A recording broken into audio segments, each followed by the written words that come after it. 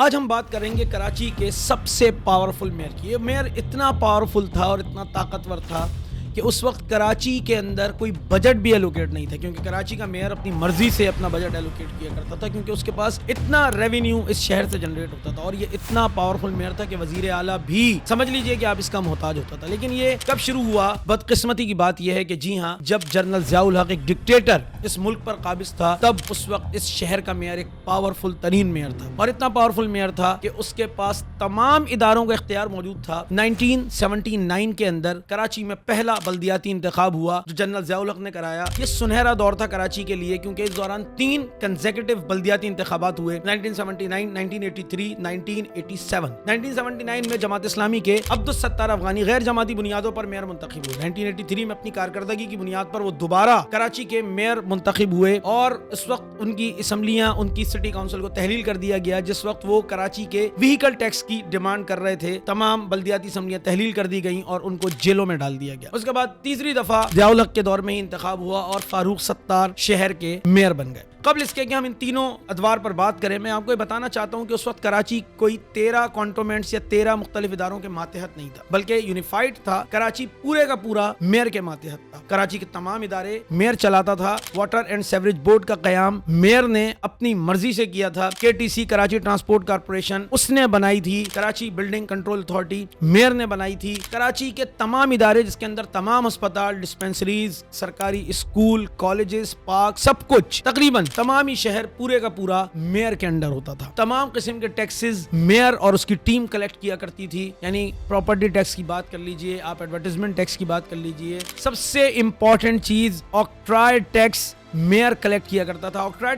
Tax کیا ہوتا تھا؟ کراچی میں آنے والی وہ تمام گڈز ٹرانسپورٹ جو کہ کوئی مال بردار گاڑیاں تھیں اور وہ کراچی کی حدود میں داخل ہوتی تھیں, تو ان کا toll tax Karachi municipal corporation اکٹھا کیا کرتی تھی.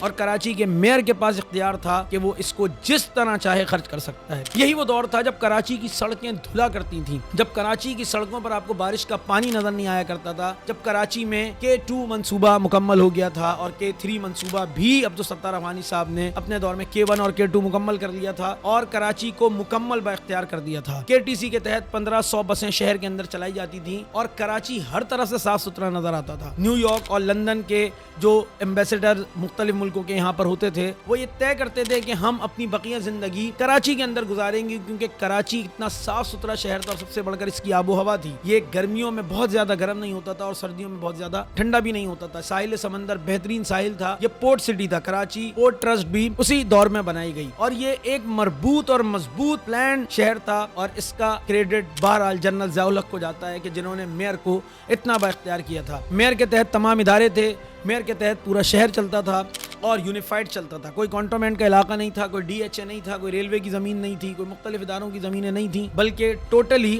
وہ کراچی میونسپل کارپوریشن کا حصہ ہوا کرتا تھا. 1979 سے 1983 تک پہلا دور چلا اور اس دوران کراچی نے ترقی کے ریکارڈ منازل طے کر لی. اس کے بعد 1983 میں دوبارہ انتخابات ہوئے اور پھر عبدالستار افغانی کراچی کے میئر منتخب ہو گئے. جیسے ہی جنرل ضیاء الحق دنیا سے رخصت ہوئے تو بلدیاتی انتخاب, بلدیاتی نظام بھی گویا ان کے ساتھ ہی رخصت ہو گیا اور پھر یہ نام نہاد جمہوری حکومتیں جو آئیں, انہوں نے بلدیاتی نظام کو تہو بالا کر کے رکھ دیا اور ان کا کوئی پرسان حال نہیں رہا. حال تو یہ ہوا کہ 1999 میں میاں نواز شریف جو پاکستان کے وزیر اعظم تھے اس وقت, انہوں نے ضلع آکٹرائے ٹیکس ختم کر دیا. یعنی کراچی کا ٹیکس جو گڈز ٹرانسپورٹس آتی تھیں ان کا جو ٹیکس کراچی میئر اکٹھا کیا کرتا تھا اس کو ختم کر دیا. یاد رہے وہ یہ دور تھا جب متحدہ قومی موومنٹ پورے با اختیار اس شہر میں تھی. ان کی اجازت کے بغیر چڑیا پر نہیں مار سکتی تھی اور کوئی پتا ہل نہیں سکتا تھا. اس زمانے میں ان کی ناک کے نیچے بلکہ ان کی آشیرواد کے ساتھ اس شہر کا آکٹرائے ٹیکس ختم کر دیا گیا. بالآخر 99 میں میاں نواز شریف کی حکومت بھی الٹ گئی اور اس کے بعد جنرل پرویز مشرف اقتدار پر برجمان ہوئے. انہوں نے آتے ہی سب سے پہلے شہر کے اندر, پورے ملک کے اندر بلدیاتی انتخابات کرائے. 2001 میں کراچی میں بھی بلدیاتی انتخاب ہوا اور 1979 کے بعد یعنی کہ جنرل ضیاء الحق کے بعد اگر کسی نے اس شہر کے میئر کو کسی حد تک اختیار دیا تو وہ جنرل پرویز مشرف تھے. کراچی میں غیر جماعتی بنیادوں پر انتخابات ہوئے اور نعمت اللہ خان کراچی کے میئر بن گئے. اس وقت کراچی کا بجٹ محض 4 ارب روپے تھا. کراچی مختلف اینٹیز میں تقسیم تھا, لیکن وہ مشرف کے ساتھ بیٹھے اور انہوں نے بتایا کہ آپ کو ضرورت ہے کہ آپ بہت ساری چیزیں میئر کے تحت کر دیں. 2 سال بعد Karachi water and sewerage corporation بھی ان کے حوالے ہو گئی, کراچی بلڈنگ کنٹرول اتھارٹی بھی ان کے پاس آ گئی, اور کراچی ٹرانسپورٹ سسٹم بھی ان کے پاس کسی حد تک آ گیا, جس کی وجہ سے کراچی میں ریکارڈ ترقیاتی کام شروع ہو گئے. K3 منصوبہ مکمل ہو گیا, K4 کی فیزیبلٹی بن گئی, کراچی کے ہر گلی محلے میں پانی آنا شروع ہو گیا, 300 گرین بسز آ گئیں, مزید 300 کی فیزیبلٹی بن گئی. 3 بڑے کام انہوں نے کر دیے. پورے کراچی سے کچرا اٹھانے کا نظام انہوں نے بنا دیا, اور جس کے تحت سرجانی ٹاؤن کے اندر 50 میگا واٹ کا ایک پلانٹ انہوں نے چائنا کے ساتھ معاہدہ کر لیا, جس سے کراچی کے کچرے کے ذریعے سے بجلی بنائی جانی تھی. اسی طرح انہوں نے ایک معاہدہ نارویجین جو گورنمنٹ تھی اس کے ساتھ کیا. ڈی سیلینیشن پلانٹس تھا جو ہاکس بے پر اور سمندر کنارے 2 پلانٹس لگنے تھے, جنہوں نے کھارے پانی کو میٹھا بنانا تھا اور جو شہر کی ضروریات بھی پوری کر سکتے تھے. اور اسی طرح انہوں نے جاپان کی کمپنی جائکا کے ساتھ کراچی سرکولر ریلوے پر بھی 90% کام مکمل کر لیا تھا, جس کے تحت ساری انویسٹمنٹ جاپان کی تھی اور یہ کراچی سرکولر ریلوے بحال ہو جانا تھا. لیکن آنے والے حکمرانوں کو یہ منظور نہیں تھا کہ کراچی کی ترقی ہوتی, اس لیے اس زمانے میں ریکارڈ ترقیاتی کام ہوئے. انڈر پاسز اور فلائی اوورز کے جال بچھا دیے گئے. تمام گلی محلے کی اندر تک کی یعنی کہ گندی گلیاں جن کو آپ کہتے ہیں وہ بھی پکی کر دی گئیں. کنواں سسٹم کراچی سے ختم کر دیا گیا اور سیوریج کا نظام آ گیا. ماڈل پارکس بنائے گئے, Karachi institute of heart disease بنایا گیا. اس کے علاوہ عباسی شہید اور جناح کے اندر کئی سارے ڈپارٹمنٹس قائم کیے گئے, اور اس طرح کراچی آگے بڑھنے لگا. مصطفیٰ کمال آئے اور ان کی مجبوری تھی کہ ان کو نعمت اللہ خان کے کام کو تسلسل سے آگے جاری رکھنا تھا. لیکن 2008 میں بالآخر پیپلز پارٹی کا کالا سایہ کراچی کے اوپر سایہ فگن ہو گیا اور اس نے پورے کراچی کو اپنی لپیٹ میں لے لیا. ایک ایک کر کے بلدیاتی ادارے سندھ حکومت نے ہتھیانا شروع کر دیے, اور انتخابات تو خیر کیا ہوتے, لیکن ان 7 سالوں میں انہوں نے تمام اختیارات بلدیاتی حکومتوں سے سلب کر لیے. اور 2015 دسمبر میں ایک لولا لنگڑا انتخاب کرایا, جس کے تحت وسیم اختر کراچی کے میئر منتخب ہو گئے. اس زمانے میں MQM بھی ختم ہو چکی تھی اور موسٹ کمزور ہو کے آلموسٹ ختم ہو چکی تھی, اس لیے پیپلز پارٹی کو مزید کھیلنے کا موقع مل گیا اور اس نے شہر کے تمام اداروں کو اپنے کنٹرول میں کر لیا. 2008 میں جس شہر کا بجٹ 72 ارب روپے پہنچ چکا تھا, 2015 میں اس شہر کے میئر کو محض 25 ارب روپے دیے گئے, اس کے حوالے کیے گئے کہ تم نے یہ خرچ کر دیں. کراچی بلڈنگ کنٹرول اتھارٹی کو سندھ بلڈنگ کنٹرول اتھارٹی کہہ دیا گیا. کراچی ٹرانسپورٹ کارپوریشن کو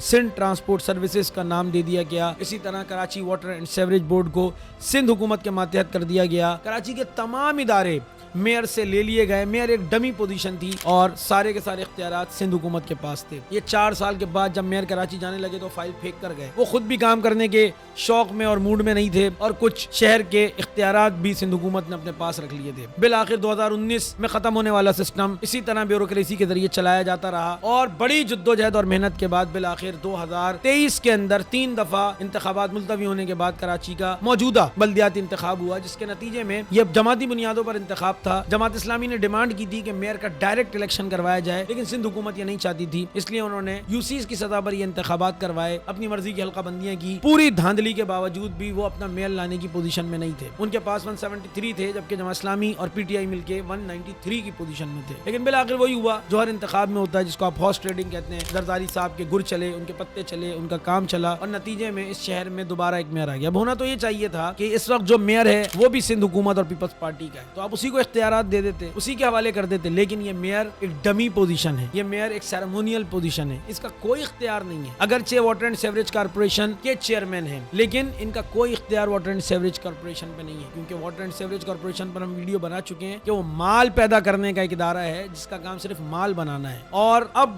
اس وقت موجودہ میئر کی کوئی حیثیت نہیں ہے, لیکن اس کے باوجود آپ نیچے دیکھیے کہ جو ٹاؤنز موجود ہیں, جو UCs موجود ہیں, یہ اتنا سسٹم اتنی بری طرح سے جکڑ دیا گیا ہے کہ یہ کچھ کر ہی نہیں سکتے. ان کو جو اماؤنٹ ملتا ہے وہ اماؤنٹ اتنا محدود ہے کہ اس کے اندر وہ کچھ نہیں کر سکتے. پھر واٹر اینڈ سیوریج نہ UC کے ماتحت ہے نہ ٹاؤن کے ماتحت ہے, وہ کچھ نہیں کر سکتے. ایک گٹر کا ڈھکن بھی UC چیئرمین اور کونسلر نہیں لگا سکتا. اسٹریٹ لائٹس کے لیے بھی وہ بار بار محتاج ہے, اس کے پاس اس کا بھی اختیار نہیں ہے. اس طرح کا لولا لنگڑا نظام کراچی کے حوالے کر دیا گیا. اگر ہم چاہتے ہیں کہ کراچی ترقی کرے, اگر ہم چاہتے ہیں کہ کراچی ڈیولپ ہو, تو ہمیں 1979 والا یعنی کہ جنرل ضیاء الحق نے جو بلدیاتی نظام متعارف کروایا تھا وہ والا بلدیاتی نظام اگر ہو تو کراچی نیو یارک, استنبول اور لندن کی طرح ترقی کرنا شروع کر دے گا. لیکن کم از کم اگر 2001 کا بلدیاتی نظام بھی موجود ہو تب بھی کراچی بہت تیزی سے ڈیولپ کر سکتا ہے. شرط یہ ہے کہ ڈیولوشن آف پاور کی جائے. یہ پارٹیاں چاہتی نہیں ہیں کہ ڈیولوشن آف پاور ہو, کیونکہ اس کے ذریعے سے ان کی اجارہ داری قائم رہتی ہے, کراچی کے ریونیو پر ان کا قبضہ رہتا ہے, کراچی کے